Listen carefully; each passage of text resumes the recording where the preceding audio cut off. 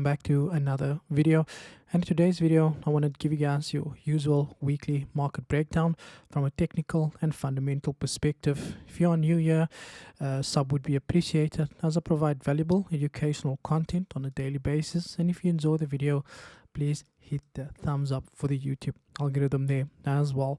Now we're going to look at the technical as well as a fundamental perspective, and we all know that it's important that we understand what the macroeconomics look behind the dollar index, because every pair that we are going to be trading or looking at is either a US stock, a US currency, or a precious metal that's negatively correlated with gold there as well.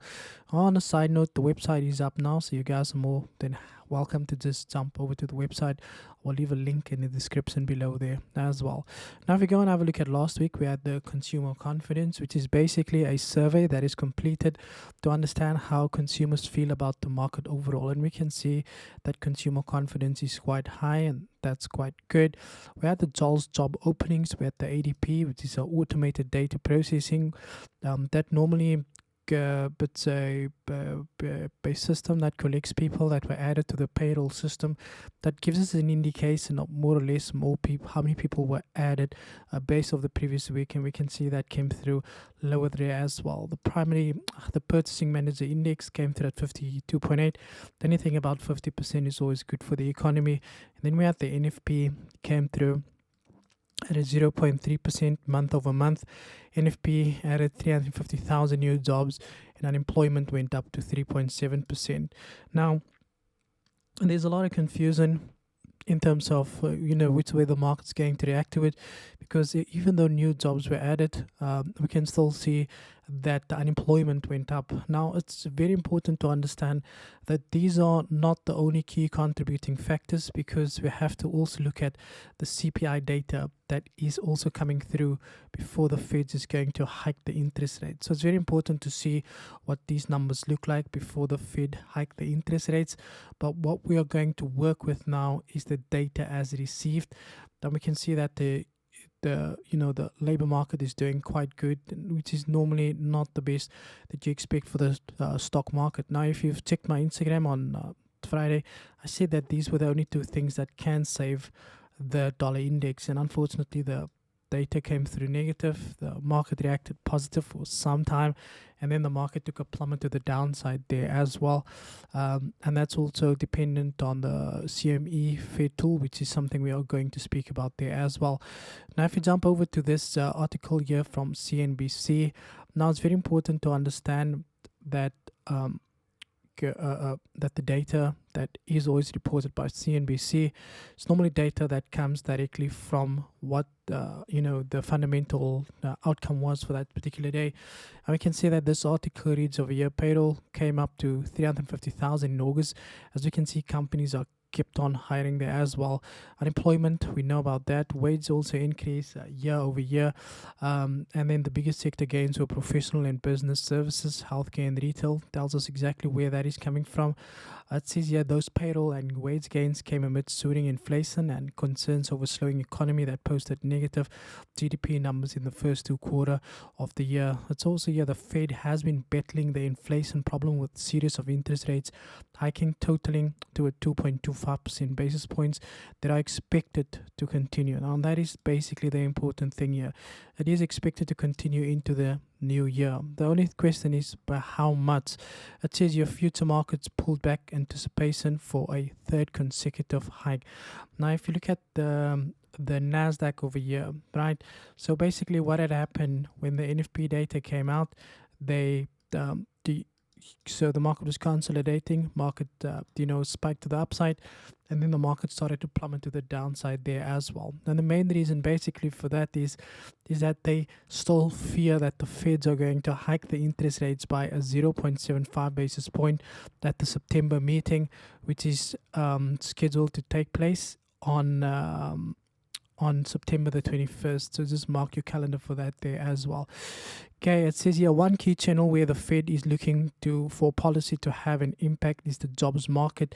In addition to robust hiring, job openings, and outnumbering available workers by nearly 2-to-1 margin, pressuring wages and creating a feedback loop that is sending prices higher for not only gas and groceries but also shelter and variety of other expenses as well. It says here full-time jobs fell by 42,000 and part-time positions was up double that. So people that were working full-time who lost their jobs got doubled by people who was employed part-time. It says here the job report is not strong enough to get them to be more aggressive in terms of rate hikes and not weak enough to have them slow down. I don't think today's job report changes anything about the path the Fed was on. Basically what that says is it's telling us that there is a high possibility that the Fed could still hike interest rates by a 0.75%. Then based off speculation, investors tend to run away on that as well. Now, if you do look at the CME Fed tool, this is basically a tool that is used to forecast whether or not the Feds are going to hike interest rates by what we have here, 0.75 or 0.50 basis point. And you can see it just before the NFP data came out, there was a 75% probability that the Feds were going to hike interest rates by a 0.75% basis point, and a 25% of the people or in the investor sentiment that said that the Feds are going to hike interest rates by 0.25 basis point. Then you can see after the NFP data came through, because of the unemployment that came through negative, this actually sank and it basically met each other almost halfway. This is an article from Bloomberg. It says here the Fed raised interest rates by 75 basis point of both of his recent meetings, and officials said that they are still deciding how big they would like to go for September, but the same size is still on the table. Now, this is probably going to maintain like this up until we get the CPI data coming through for August, and then we could be able to see. But for now, the markets think that the Feds are going to hike interest rates by a 0.75% basis point. And on that basis, I'm voting for the dollar index to continue the bullish momentum, gold to weaken, the stock market to continue to the downside, taking along GU and EU there as well. Now let's start with the dollar index. Now if you start on the monthly time frame, what do we have? Now it's very interesting that the dollar index has been sitting at this level for the third time now. So if you look left over here, you can see this level over here acted as a strong level of support. The market came to test it as resistance once, and we can see the market is back to test it as resistance for the third time this month. Once, twice, and that's a third time. The market opened with a gap there, and we can definitely expect this market to continue higher to potentially go and test that level over there. That's going to be the next target level for the market there as well. Here on the weekly time frame, what do we have? Now, from a weekly perspective, we can see how the market had just completed this overextended W formation. After an overextended W formation, you normally expect to pull back to the left leg before that continuation to the upside. Then you can see basically the market came back and tested that level, but not in a correction manner. If you do take this after this massive impulse, you expect a correction. To take your Fibonacci from the low to the high, you can see we do have the 0.382 that's lining up perfectly with that structural level that we have over here. But I guess the important thing is it's all based on price action and where the structure is in the market currently. Then if we do take the look left, there is a possibility that the market could first go higher before it gets any lower. So I'm just going to do that. I just want to see, kind of where we are in terms of, so this is basically where I'm betting. Sorry, not betting. Jesus, where do I get that word? But I expect the market to continue higher, to at least go and test that, to reach that level first before pulling back to the downside. Now, if you look on the daily time frame, you can see this played out beautifully on Friday, and we're at the market that was consolidating for the whole week of last week, including the week before that. And I said basically what we needed was a clear break above that, a retest, and then that continuation to the upside. We also have this massive impulse correction. If you take your Fibonacci there, the market basically tested the 0.382 and the 50%. So based off where we are now, we are in bullish territory. We can't be looking for any selling opportunities. I anticipate the dollar index to increase in value and for the market to go and hit that previous level of support that is now acting as resistance, as we identified from a weekly perspective. Next up, we do have gold over here. Now gold has got a negative correlation with the dollar index, and if you look on the monthly time frame, you can see gold has been trading sideways for the lateral part it's been almost a year now that gold has been trading sideways here. Since the 3rd of August 2020, gold has not broken out of this consolidation phase, but again, we expect gold to weaken in the short term, potentially to this level over here. Sorry about that. Potentially to this level over here that the market had printed, that acted as a level of resistance, that is now acting as a level of support. But before we get there, it's important to understand where we are before we make a good trading decision.